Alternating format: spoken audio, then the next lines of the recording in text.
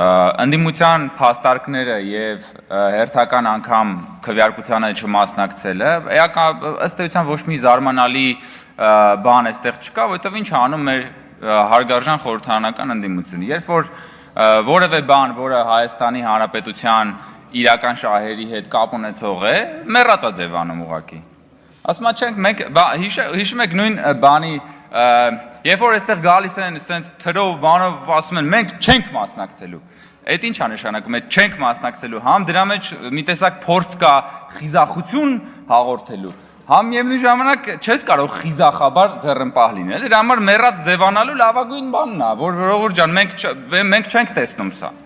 Ես ուզում եմ հիշեցնել, որ երբ որ ազգային ժողովը նաև բաներ անում, հաստատում էր Եվրոպական միության դիտորդների Հայաստանում նրանց ուրեմն բանը, կանոնակարգը,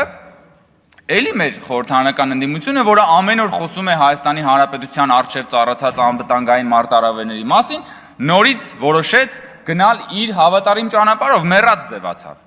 Եվ հիմա էլ ընդ որում արդեն խաղաղության համաձայնագրի կոնտեքստում քննարկումների ժամանակ այս նույն ընդդիմությունը պաշտպանում է եւ մեղադրում է մեզ, այ թե դուք Եվրոպական միության դիտորդներին ուզում եք հեռացնել եւ իրենք սկսել են հիմա էլ պաշտպանել են, ինչը որ քննադատում էին երկար ժամանակ։